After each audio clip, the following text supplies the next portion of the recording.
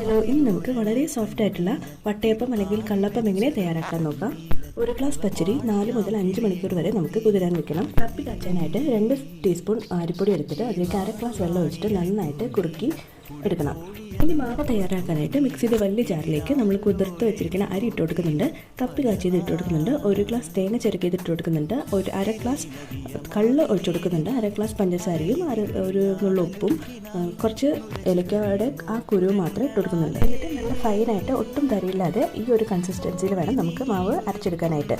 ഇതൊരു 8 മണിക്കൂർ വരെ ഫെർമെൻറ്റ് ചെയ്യാൻ വേണ്ടി വെക്കണം. 8 മണിക്കൂറിന് ശേഷം മാവ് നല്ലതായിട്ട് പൊന്തി വന്നിട്ടുണ്ട്. ഇനി നമുക്കിത് ആവി കയറ്റാനായിട്ട് ഒരു പാത്രത്തിലേക്ക് അല്ലെങ്കിൽ ഒരു കേക്ക് ഉണ്ടാക്കുന്ന ട്രേയിലേക്ക് കുറച്ച് നെയ്യോ വെണ്ണയോ പുരട്ടിയിട്ട് ലോ ടു മീഡിയം ഫ്ലെയിമിൽ ഒരു 10 മിനിറ്റ് നമുക്ക് വേവിച്ചെടുക്കാം. ഈ ഒരു അളവിൽ ഉണ്ടാക്കുമ്പോൾ നമുക്ക് ഒരു 2 കള്ളപ്പം വരെ നമുക്ക് ഈ മാവെന്ന് തയ്യാറാക്കാൻ സാധിക്കും. അപ്പോൾ എല്ലാവരും ഉറപ്പായിട്ടും ട്രൈ ചെയ്ത് നോക്കാം. നിങ്ങൾ ആദ്യമായിട്ടാണ് ഇത് ട്രൈ ചെയ്യാൻ പോകുന്നതെങ്കിൽ ഞാൻ ലോങ് വീഡിയോ ഇവിടെ പിൻ ചെയ്ത് കൊടുക്കുന്നുണ്ട്. അപ്പോൾ മുഴുവനായിട്ട് കണ്ട ശേഷം നിങ്ങൾ ട്രൈ